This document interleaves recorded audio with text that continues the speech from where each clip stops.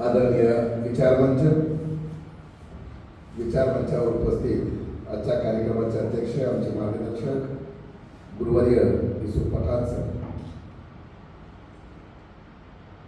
या महाविद्यालयाच्या ग्रंथपाल, खरं तर पाहिलं तर ग्रंथपालाचा पोळा जसं पोळ्याला बैलाला महत्व आहे तसं ग्रंथपाल दिनाच्या दिवशी ग्रंथपालाला महत्व आहे. अशा आदरणीय डॉक्टर अंजलीताई काळे, आदरणीय मुंडे सर, आदरणीय तिथे सर, नावाने जरी आंधळी नाव असलं डोळसपणे विद्यार्थ्यांना पुस्तक देणारे आदरणीय आंधळे सर, व्याख्याना अगोदर विचारा अगोदर काही लोकांचं नाव नाही घेतलं तर व्याख्यानाला अर्थ राहणार नाही, म्हणून माझ्या सगळ्या गुरुवारी आदरणीय पठाण सर, माझे स्नेही मार्गदर्शक आदरणीय गायकवाड सर, गर्दीकर सर, आदरणीय मॅडम आणि विद्यार्थी मित्रांनी SR रंगनाथन ग्रंथालयाच्या या भराभराटीचा किंवा जी काही भराभराटी झाली त्याचा पितामह म्हणलं तर काही वावगं ठरणार नाही असं मला वाटतं. एक गणिताचा प्राध्यापक गणित शिकवत असताना एक जबाबदारी म्हणून संस्थेनं त्याला जी जबाबदारी दिली ती एक ग्रंथालय पाळा सांभाळा आणि ग्रंथालयाची आवड असलेला माणूस, पुस्तकांबद्दल प्रेम असलेला माणूस, नेमकं ग्रंथालय प्रशासन कसं असतं हे अभ्यासासाठी प्रदेशात जातो, ग्रंथालयाचं शास्त्रशुद्ध पद्धतीनं अभ्यास करतो, भारतात परत येतो आणि भारतामध्ये ग्रंथालयासंदर्भात, ग्रंथपालासंदर्भात, पुस्तकांसंदर्भात असे काही आपले विचार मांडतो की ज्या विचारामुळं त्यांच्या आल्याच्या नंतर, भारतात आल्याच्या नंतर या देशामध्ये ग्रंथशास्त्र नावाचं एक शास्त्र सुरू होतं आणि त्या शास्त्रामुळं आज भारतामध्ये असलेल्या लाखो विद्यापीठामध्ये, भारतामध्ये असलेल्या लाखो कॉलेजमध्ये, भारतात असलेल्या करोडो शाळेमध्ये ग्रंथपाल नावाचं पद निर्माण होतं आणि अशा करोडो लोकांना पोट पाण्याला लावणारा माणूस म्हणून मी त्यांच्याकडे पाहतो. 1904-5 माझं BJ झालं, बिलीफ सायन्स मी केलं. मी आज त्या लोकांना स्मरू इच्छितो. मी 5वी ते 9वीला असताना गोवर्धन सर नावाचे एक आम्हाला ग्रंथपाल होते. गुरुबुद्धू स्वामी कॉलेजला जेव्हा मी BA शिकायला गेलो, रामेश्वर पवार नाव खूप मोठं आहे त्याचं, ग्रंथपाल संघटनेच्या माध्यमातून पूर्ण 40 मध्ये पवार कॉलेजचे संस्थापक अध्यक्ष आहेत रामेश्वर पवार सर असतील. MPA BPA करत असताना गुमास्ते मॅडम, या लोकांची आठवण मी यासाठी करतो, कदाचित हे लोक जर पुस्तकावर प्रेम करणारे नसते, पुस्तकाबरोबर माझ्यावर प्रेम करणारे नसते, तर कदाचित आज अनिल कांबळे तुमच्या पुढे बोलण्याच्या त्या उद्वत्तेला पोहोचला नसता. वास्तविक पाहता कुठल्याही देशाचे 4 खांब महत्वाचे आहेत. आम्ही लोकशाहीचे खांब पाहिले, पण एक सुदृढ देश, एक सुजलाम सुफलाम देश म्हणजे कुठल्या देशाकडे पाहिलं जातं तर त्या देशामध्ये सर्वप्रथम पहिला खांब म्हणजे अन्नधान्याचा पुरवठा किंवा अन्नधान्याची निर्मिती. त्याला भांडार म्हणतो आपण, अन्न भांडार. दुसरा आहे धनधान्य. धन ज्या देशामध्ये आहे, पैसा आहे, देश चालवण्याचं सामर्थ्य ज्याच्याकडे आहे, दुसरा आहे तो धन भांडार. तिसरा आहे तो शस्त्र भांडार, ज्या भांडारामुळे इतर देश आपल्याकडे कुछ करणार नाही किंवा आपल्या विरुद्ध जाणार नाही किंवा जाण्याअगोदर त्याला भीती लागली, यासाठी आपल्याकडे शस्त्र भांडार असणं आवश्यक आहे.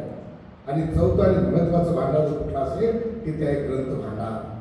आणि म्हणून आजच्या दिवसाचं औचित्य सांगतो मी, रंगनाथन यांना तर तिरुवार नतमस्तक वंदन करतो, पण मी त्या सर्व लोकांना नतमस्तक होतो ज्या ज्या लोकांनी या देशामध्ये परदेशामध्ये पुस्तकांना आपल्या मुलापुढे जपलंय. मॅडम आता बोलता मला सरांच्याकडे पुस्तकं कमी आहे. मॅडम जुन्या काळामध्ये मी माझ्या घरचं उदाहरण देतो. आम्ही 5 भाऊ, खूप मुलं होते. आज माझ्या घरात 2च मुलं आहेत. हम दो हमारे दो. संख्या कमी झाली, गुणवत्ता वाढलेली आहे. गुणवत्ता वाढलेली आहे आणि ही गुणवत्ता वाढवण्याचं जर काम कोण करत असेल तो ग्रंथपाल आहे. अतिशय टाकाऊ, दुर्लक्षित, ज्याचा कधी कुठल्या विद्यार्थ्याचा संबंध येत नाही, जो ज्ञानपासू आहे, ज्याला ज्ञानार्जनाची ओढ आहे, तोच विद्यार्थी ग्रंथपालाला लक्षात ठेवतो.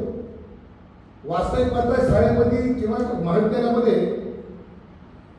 2-3 लोक असे असतात जे कायमस्वरूपी लक्षात राहतात. एक तर बदमाश शिक्षक, नाही तर अति चांगला शिक्षक. आणि आपण सर्वसाधारण शिक्षक आहोत. सर्वसाधारण शिक्षकाला लक्षात ठेवण्यासाठी वेगवेगळ्या पद्धतीचं प्रेम, वेगवेगळ्या पद्धतीचं विद्यार्थ्यांवर प्रभाव टाकणारे शिक्षण, प्रशिक्षण आपण जेव्हा देतो तेव्हा विद्यार्थी नसून तो आपला मुलाप्रमाणे होतो. मी सतत सांगत असतो माझ्या कॉलेजमध्ये की गेटच्या बाहेर मी शिक्षक आहे, गेटच्या बाहेर मी पालक आहे. विद्यार्थ्यांसाठी लोकांसाठी मी शिक्षक आहे, पण गेटच्या आतमध्ये मी एक पालक आहे. आणि माझ्याकडे असलेले 1400-1500 विद्यार्थी, माझ्या घरचे 2 आणि हे सुद्धा 1502 मुलांचा मी पालक आहे. याचं मला साथ आलं आणि आपलं नशीब आहे की आपण शिक्षण क्षेत्रात काढतो. मी तर बऱ्याच दिवस बोललो, मागणी बोललो नाही मला माहित नाही, पण आठवण पण देतो. 1 लाख रुपये पगार जर खर्च करणारे जर माझ्या 2 मुलं असतील, मी त्यांच्या जीवापासून बोलतो. मॅडम बहुत चाहता हूं मैडम, मेरे बच्चे को सर्दी भी अगर होगा तो भागते दवाखाने. 1 लाख रुपये खर्च करणाऱ्या पोरांवर मी जीवावर प्रेम करत असेल, मग 1 लाख रुपये त्यांच्या जीवावर मी कमवतो त्या पोरांवर मी किती प्रेम करतो. आणि म्हणून शिक्षक म्हणून घेत असतात, प्राध्यापक म्हणून घेत असतात, समाजाचा निर्माता म्हणून घेत असताना शिक्षकांनी खूप मोठी जबाबदारी आहे. असं म्हटलं जातं की जगातला पहिला गुरु आई आहे, मान्य, पण जगातली दुसरी आई हा शिक्षक आहे. ही जी प्रतिभा ही निर्माण करावी लागणार आहे आणि प्रतिभा निर्माण करण्यासाठी ज्ञानवंत व्हावं लागणार आहे आणि ज्ञानवंत होण्यासाठी लायब्ररीत जावं लागणार आहे. मला अभिमानाने सांगायचं आहे, अमेरिकेच्या लायब्ररीनं बाबासाहेबांसारख्या विद्यार्थ्यांना त्या विद्यापीठाला सगळ्यात पहिला येणारा विद्यार्थी आणि सर्वात शेवटी जाणार त्या लायब्ररीचे उपकार आहेत. सर, भारतीय संविधानाचे जनक, भारतीय संविधानाचे संस्थापक, निर्माते जरी बाबासाहेब आंबेडकर असले तरीही बाबासाहेबांना ते ज्ञानाचं साहित्य पुरवणारा लायब्ररी तितकाच महत्वाचा असं मला वाटतं. बाबासाहेब, गांधीजी, टिळक, आंबेडकर, फुले हे सर्व लोक निर्माण का होऊ शकले तर या लोकांना जो बुद्धीचा खत ज्याला म्हणताय, आम्ही आता जमिनीत खत टाकतो शेतामध्ये आणि पीक चांगलं भरवून घेतो. हे बुद्धीचा खत जर काही असेल, बुद्धीला जर विकसित करणारं काही यंत्र किंवा काही केमिकल असेल तर ते केमिकल म्हणजे पुस्तक आहे. मॅडम खूप सुंदर बोलले आहे की जे पुस्तक, जे मस्तक वाचतं पुस्तक, जे मस्तक वाचतं पुस्तक ते पुन्हाही पुढे आईला गेले नको खरे पुढे माझी भाषा वेगळी आहे. जे मस्तक वाचतं पुस्तक ते आईला गेले नको खेळल्यापुढे होत नसतं मस्तक आणि पुन्हा पुढे नतमस्तक व्हावं, पुन्हा पुढे माणसानं झुकावं, पुन्हा त्या चरणाचा स्पर्श माणसाला करावा. ही ज्ञानाची उंची जर तुम्हाला आम्हाला निर्माण करायची असेल तर तुम्ही आम्हाला ग्रंथालयात जावं लागणार. ग्रंथालयाचे 4 प्रकार असेल वाचलंय. वैयक्तिक ग्रंथालय ही संकल्पना बघा किती मस्त आहे. माझ्या दृष्टीने वैयक्तिक ग्रंथालय वाचत असताना पहिला व्यक्ती मी पाहिलाय डॉक्टर भीमराव आंबेडकर. ज्या माणसानं स्वतःचं वैयक्तिक ग्रंथालय काढावं. अहो तुम्ही आणि आम्ही मुलाचं लग्न ठरलं तर पहिले एक रूम काढतो, बाबा लग्न करायचे पोराची एक रूम असली पाहिजे, त्याची त्याला पाहिजे. पण पुस्तकासाठी घर बांधावं, किमान 5,000च्या वर पुस्तकं त्यांच्या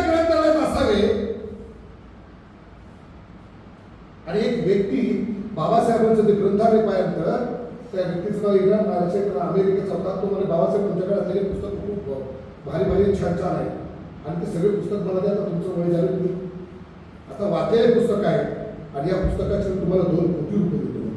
आता त्या काळामध्ये 2 कोटी म्हणजे आजचे जवळपास 200 कोटी. आणि ते पुस्तकं मला द्या. त्याचा उपयोग विद्यार्थ्यांना लोक बाबासाहेबांना नाही घेताय ना. बाबासाहेब काय अर्थ आहे तर बाबासाहेब म्हणतात की पुस्तक माझा श्वास आहे आणि माझा श्वास जर तुम्ही घेऊन गेला ते 2 कोटी घेऊन मला करायचं तर माझा श्वासच माझ्या तुम्ही जीवन कसा. बाबासाहेबांप्रती बोलत असताना या ग्रंथालय दिनाच्या निमित्तानं बोलत असताना या जगामध्ये बायकोवर सुद्धा आमच्या माणसानं प्रेम नाही केलं. आज जर मी घरात बसून पुस्तक करतो माझ्या बायकोचं जर मला हा बरोबर इकडे या ना पुस्तक टाकून पळावं लागेल फोन सोडून पळावं लागेल. पण रमाबाई आंबेडकर रात्री 3-3, 4-4 वाजेपर्यंत दरवाजाच्या बाहेर बसायची की बाबासाहेब हातातलं पुस्तक केव्हा ठेवतील तेव्हा ते जेवायला येतील. प्रेम करणं तर खूप लांबची गोष्ट आहे. म्हणजे ज्यानं बायकोवर सुद्धा प्रेम केलं नाही. बाबासाहेब अमेरिकेला शिकायला असताना लंडनला शिकायला असताना बाबासाहेब 4-4 मुलं गेले. 4 मुलं इथं मरताय तरी तो व्यक्ती त्या ग्रंथालयातून अभ्यास करतोय त्या कॉलेजमधून शिकतोय.